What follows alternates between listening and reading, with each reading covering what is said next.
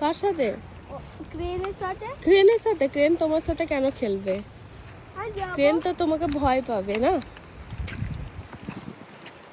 আমি দেখবো ওর ফেসটা কিরকম। ওর ফেসটা তুমি দেখবে?